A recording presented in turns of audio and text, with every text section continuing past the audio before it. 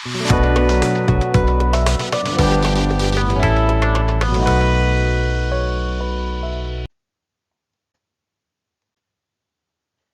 Next हमें क्या करना है, वी नीड टू प्रूव कि नंबर इज इरेशनल। ठीक है, तो इट मीन्स हमें एक इरेशनल नंबर दिया होगा और हमने किसी तरह से ये प्रूव करना है कि जो नंबर गिवन है वो इरेशनल है। ठीक है, अब इसके लिए हम क्या करेंगे, पहले तो ये पढ़ लेते हैं कि इरेशनल नंबर होता क्या है, बिकॉज जो उसकी कुछ प्रॉपर्टीज हैं वही यूज करके, वही अप्लाई करके ही तो हम उसे इरेशनल प्रूव करेंगे।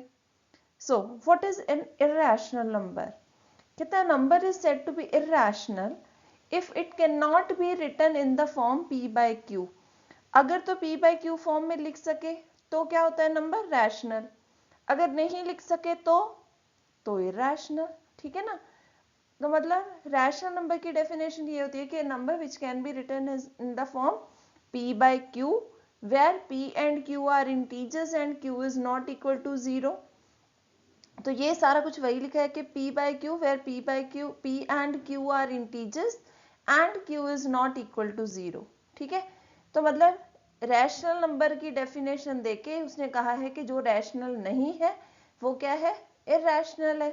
जैसे कि एग्जांपल्स हमने ऑलरेडी भी पढ़ी है कि किसी भी प्राइम नंबर का अगर हम अंडर रूट लेते हैं तो वो नॉन टर्मिनेटिंग डेसिमल एक्सपेंशन होता है, और अलॉन्ग विद नॉन टर्मिनेटिंग उसमें पैटर्न भी रिपीट नहीं होता, तो that means that is non terminating non repeating decimal expansion. ठीक है, तो वही नंबर इरेशनल है। मतलब इसकी दो तरीके से यू कैन से कि you can identify whether the number is rational और इरेशनल। सो दो मेथड्स क्या हैं, पहली बात तो if it can not be written in the p by q form, ठीक है, तो it is irrational. Second thing is if we talk about the decimal expansion and the decimal expansion is non-terminating and non-repeating, ना तो वो terminating है ना ही वो repeating है, तो that means number is irrational. And these are few examples, under root 2, under root 3, under root 5, pi, और यहाँ पे भी आप देखो जो पैटर्न है that is not repeating, 1 0 उसके बाद डबल 1 0 फिर ट्रिपल 1 0, तो that means here also the pattern is not repeating. तो we understand very well कि number when the number is called irrational, वो हमें क्लियर है। ठीक है, चलो अब हम क्या करते हैं, एक और theorem which is based on fundamental theorem of arithmetic वो पढ़ लेते हैं। मान लो कोई नंबर है a, ठीक है, अब हम एक एग्जांपल लेते हैं, say a is equal to 15। a अगर 15 है तो इसकी फैक्टराइजेशन क्या होगी, 3 इंटू 5। अगर मैं a स्क्वायर लेती हूं तो उसकी फैक्टराइजेशन क्या होगी, a स्क्वायर मीन्स 15 का ही स्क्वायर है ना ये, तो 15 का स्क्वायर अंदर हम इसकी फैक्टराइजेशन कर लें 3 इंटू 5, तो that means 3 is repeating 2 times, also 5 is repeating 2 times।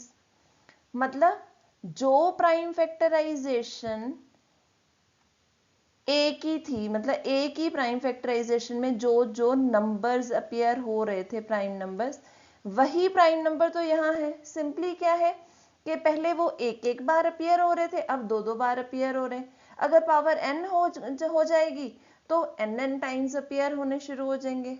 ठीक है, तो मतलब not only this but देखो we can have the number like 6, not 6, say the number is 12।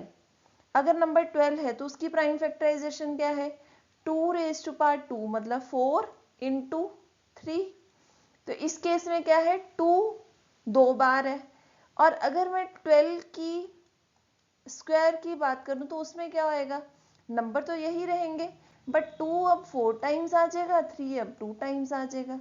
Simply the number of times it appears in the prime factorization वो double हो रहा है simply, और तो कुछ नहीं हो रहा ना।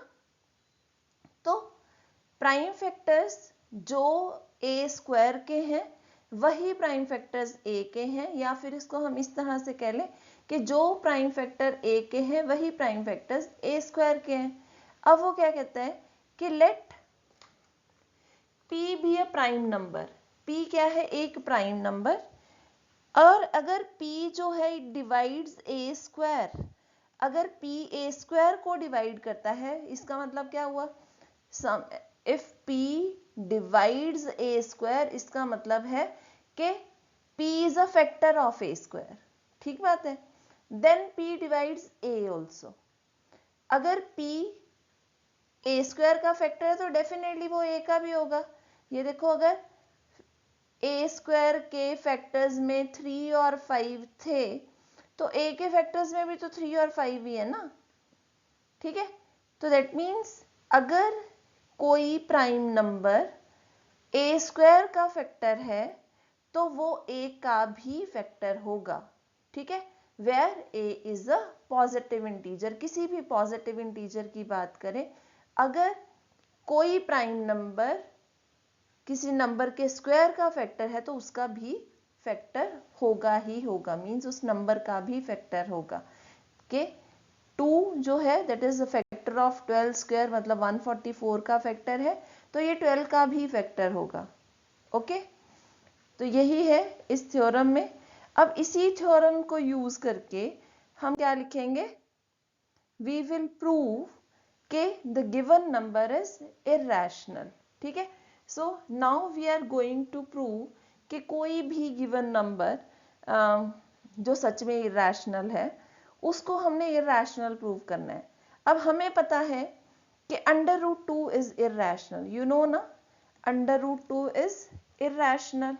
Now you need to prove कि √2 इज इरैशनल। तो उसके लिए हम क्या करेंगे? अब हम चलेंगे उल्टा, means we will prove it by contradiction. ठीक है, तो कॉन्ट्रडिक्शन से प्रूव करने के लिए हम क्या कहेंगे? पहले हम ये मान लेंगे ये नंबर रैशनल है। ठीक है, रैशनल है मतलब हमने इसके प्रूफ में पहली चीज जो लिखी वो क्या लिखी कि let us assume to the contrary, मतलब है नहीं, हमें पता है ना, पर हम कॉन्ट्रडिक्शन जो स्टेटमेंट दी है उसकी कॉन्ट्रडिक्शन ले रहे हैं कि मान लिया ये जो है इरैशनल है, रैशनल है। अब मैं यहाँ पे पूरा लिखूंगी, अगर ऑल स्टेटमेंट्स मतलब मैं पूरी की पूरी टेक्स्ट लिखना शुरू करूंगी तो ये इस स्लाइड में पूरा नहीं हो पाएगा। तो मैं जो समझने वाली बातें हैं वो सिर्फ यहाँ पे बोल दूंगी। ठीक है, और सिर्फ जो मेन सॉल्यूशंस हैं, स्टेप्स हैं, वो यहाँ पे लिखूंगी ताकि एक स्लाइड में मैं पूरा इसे प्रूव कर पाऊं। ठीक है, तो लेट √2 प्रूव कर रहे थे हम, हाँ जी। So let √2 is irrational. जब हम वहां पे लिखेंगे पेपर में तो हम क्या लिखेंगे? हम लिखेंगे let us assume to the contrary that √2 is rational. ठीक है, अब हमने ये मान लिया कि ये रैशनल है। अगर रैशनल मान लिया तो इसका मतलब क्या हुआ कि we can write it in p/q form या a/b लिख सकते हैं। अब p/q फॉर्म में तो लिख ही सकते हैं। अब हमने यहाँ पे एक और चीज जो ले ली वो ये कि p एंड q, अब p एंड q क्योंकि जनरल टर्म्स यूज होती हैं तो मैं इसे ऐसे करती हूँ, a और b मान लेती हूँ कि let this can be written in the form a/b where a and b are co-primes। co-prime मतलब ये एक दूसरे पे कटते नहीं है। तो इसका मतलब क्या हुआ कि ये जो है this is actually the lowest form of the number. तो हमने क्या किया? नंबर को लोएस्ट फॉर्म में लिखा, और उस लोएस्ट फॉर्म में क्या होता है, ये डिनोमिनेटर न्यूमरेटर आपस में कटते नहीं है, तो दैट मीन्स नंबर जो है को प्राइम है। सो अगर नंबर को प्राइम है और दूसरी कंडीशन क्या होती है कि जो डिनोमिनेटर है that is not equal to 0। ये सारी कंडीशन तो रैशनल वाली होगी ना कि p/q फॉर्म में लिख सकते हैं और b जो है वो 0 नहीं है। ठीक है, इसमें हमने एडिशनल क्या लिया कि a b b को प्राइम है, उनमें कोई कॉमन फैक्टर नहीं है।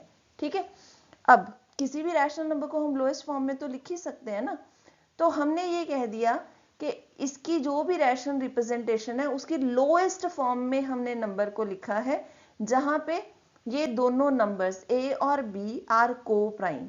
ठीक बात है।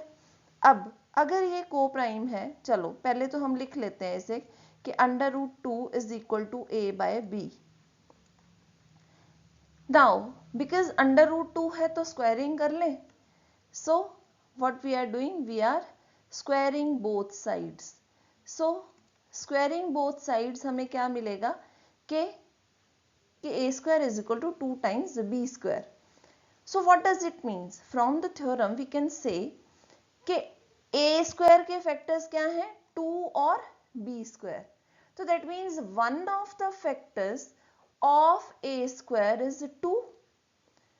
एक फैक्टर 2 है तो इसका मतलब ये भी तो हो गया ना कि 2 is a factor of a also. जब a का फैक्टर है तो a स्क्वायर का फैक्टर है तो मतलब a का भी फैक्टर है। ठीक है, तो इतना हो गया कि 2 जो है वो a का फैक्टर है। अब अगर 2 a का फैक्टर है तो दैट मीन्स मैं नंबर को ऐसे लिख सकती हूँ ना कि a जो है that is equal to 2 multiplied by कुछ और नंबर्स, है ना। तो उसको हमने एक इंटीजर मान लिया है, मान लो c। तो we can write a as a is equal to 2c। Okay, now let's square this also. ऊपर जो हमने वैल्यू पता की थी वो किसकी की थी, a स्क्वायर की। ठीक है, तो इसके साथ मैच कराने के लिए हमने क्या किया, इसको भी स्क्वायर कर दिया। अब जब इसको स्क्वायर करेंगे तो ये क्या बन जाएगा कि a square is equal to 4c square. Okay, so let it be the second equation. अब दो इक्वेशंस होगी, दोनों इक्वेशंस हैं किसकी, a स्क्वायर की। यहाँ पे भी a स्क्वायर है, यहाँ पे भी a स्क्वायर है। ठीक है, तो that means we can equate both the equations. तो मैं यहाँ पे सिर्फ इतना लिख रही हूँ, इक्वेटिंग 1 एंड 2। 1 और 2 को इक्वेट करते हैं तो वो क्या बन गया, 2b square is equal to 4c square. अब यहाँ से ये कैंसिल आउट हो जाएगा तो that means it will become कि b square is equal to 2 times c square. अब b square can be written as 2c square, तो इसका मतलब क्या है कि 2 जो है वो b स्क्वायर का फैक्टर है। अगर 2 b स्क्वायर का फैक्टर है तो 2 b का भी तो फैक्टर होगा। ठीक है, तो इससे हमें क्या समझ आया कि 2 जो है इज अ फैक्टर ऑफ, थोड़ा छोटा छोटा इसलिए लिख रही हूं कि इसी स्लाइड में पूरा हो जाए, is a factor of b also. तो इसका मतलब क्या हुआ कि 2 is a common factor of a and b। दोनों में ही आ रहा है, दोनों का ही कॉमन फैक्टर हो गया ना। तो अगर ये दोनों का कॉमन फैक्टर है तो इसका मतलब क्या हुआ कि नंबर आपस में कटेंगे ना। जैसे 6 और 8 दोनों का कॉमन फैक्टर 2 इंटू 3 इसको लिख सकते हैं, इसको 2 इंटू 4 लिख सकते हैं।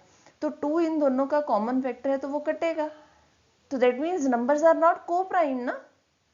पर हमने क्या कहा था, हमने तो ये कहा था शुरू में कि a एंड b आर को प्राइम्स।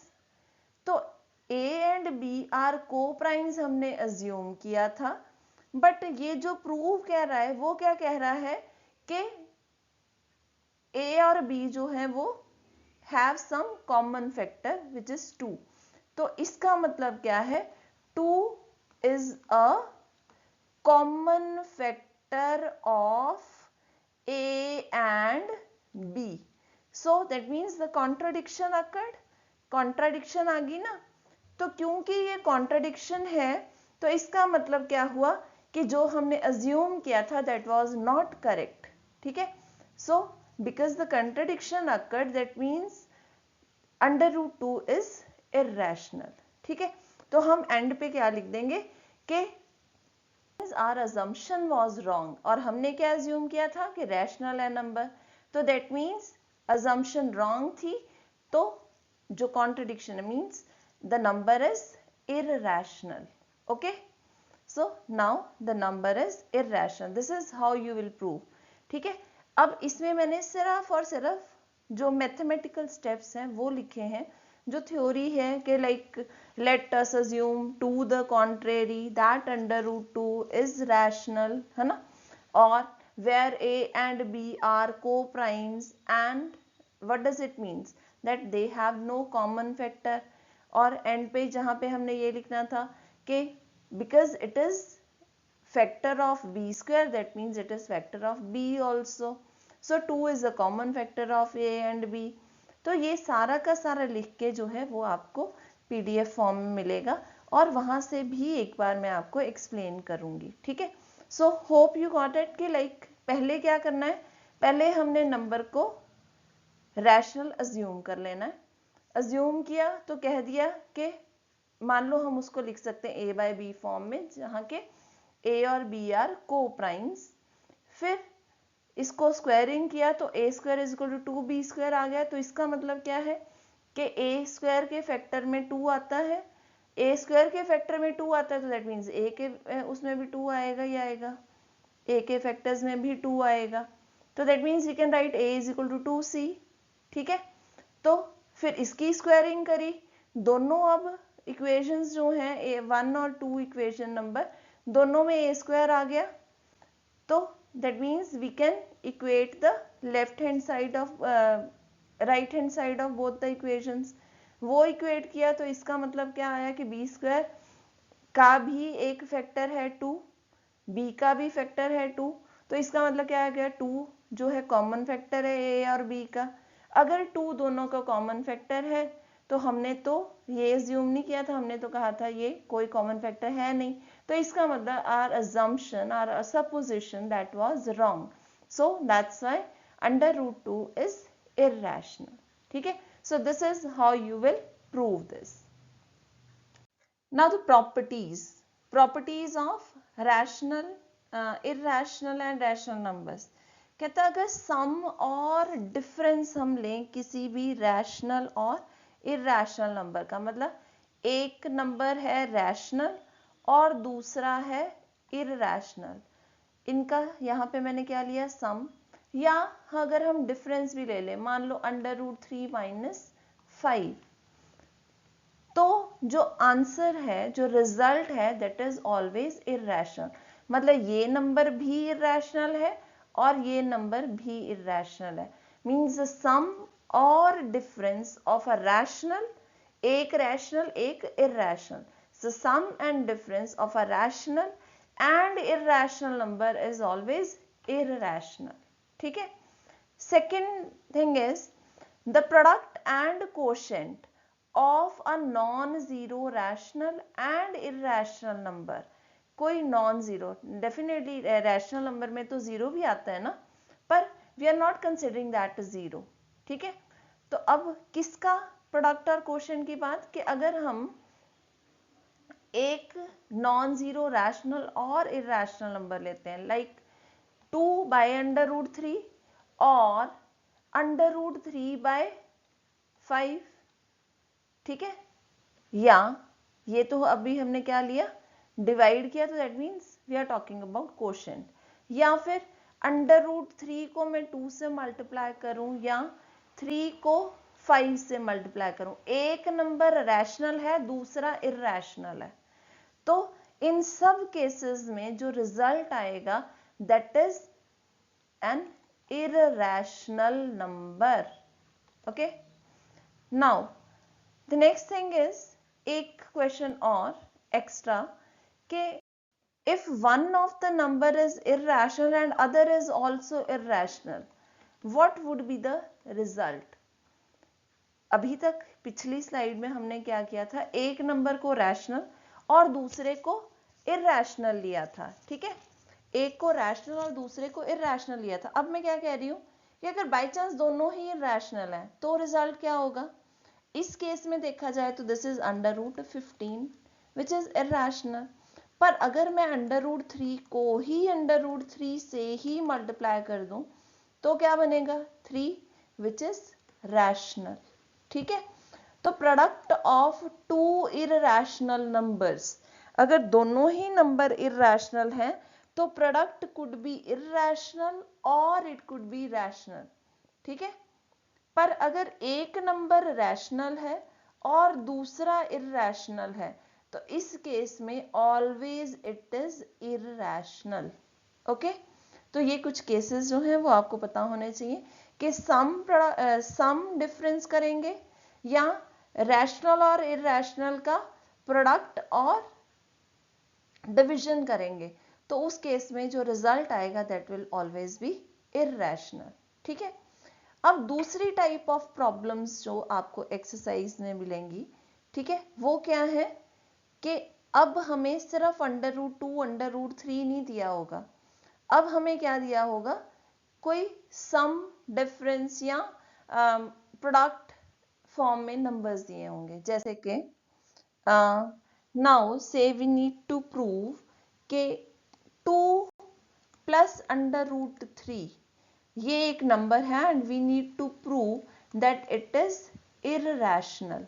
अभी हमने इसको प्रूव करना है। प्रूव करने के लिए आपने सिंपली क्या करना है, यू विल अज्यूम के let this is a rational number. Rational number है तो that means we can write it in the form p/q और यू कैन से a/b, कुछ भी ऐसे लिख सकते हैं। अब a/b जो है वो तो रैशनल नंबर है। अगर रैशनल नंबर में एक रैशनल नंबर ऐड करूं या सब्ट्रैक्ट करूं, आपने रैशनल नंबर की प्रॉपर्टीज पढ़ी होंगी ना, क्लोजर प्रॉपर्टी, कि रैशनल नंबर में कोई भी रैशनल नंबर आप ऐड करोगे या सब्ट्रैक्ट करोगे तो आंसर में आपके पास रैशनल नंबर ही आएगा। ठीक है, तो अब इस केस में देखते हैं, now we can write √3 as a/b -2। ठीक है, a/b -2 आ गया, तो a/b क्या है, रैशनल, 2 क्या है, rational, and the difference of 2 rational numbers is always rational. ठीक है, तो दैट मीन्स ये जो राइट हैंड साइड है एक्सप्रेशन की, so this right hand side is a rational number. ये तो हमें पता ही है, हर हाल में रैशनल है ये तो। अब ये रैशनल है तो इसका मतलब क्या हुआ कि ये भी रैशनल है, पर इतना तो हमें पता है ना कि √3 थोड़ी ना रैशनल है, वो तो इर्रेशनल है, तो होगी कॉन्ट्राडिक्शन। हमें पता है कि राइट हैंड साइड वाला जो नंबर है वो रैशनल है, तो लेफ्ट हैंड साइड वाला भी रैशनल होना चाहिए, पर वो तो पता है कि this contradicts the fact that this number is irrational. तो इसका मतलब क्या हुआ, अगेन कि आर अजम्पशन इज रॉन्ग। ठीक है, तो जो हमने अज्यूम किया था कि लेट ये नंबर इज रैशनल, यही गलत था। तो अब एंड पे आप क्या लिख दोगे, this implies that 2 + √3 is irrational, that's all. ठीक है जी, now we'll be solving all the questions from exercise 1.3। ठीक है, तो अब वो स्टेप बाय स्टेप सारे क्वेश्चंस करेंगे, उनमें जो लिखने वाला काम मैंने यहाँ पे नहीं किया था वो भी साथ में होगा, and you will get that master copy, ताकि जब भी आपको प्रॉब्लम आए या फिर बाय चांस सॉल्यूशन करते हुए कोई दिक्कत आ रही है तो आप पीडीएफ से कभी भी देख सको। और सिंपली वो पीडीएफ से मैं एक बार जल्दी से एक्सप्लेन कर देती हूँ कि करना कैसे है। Okay okay fine.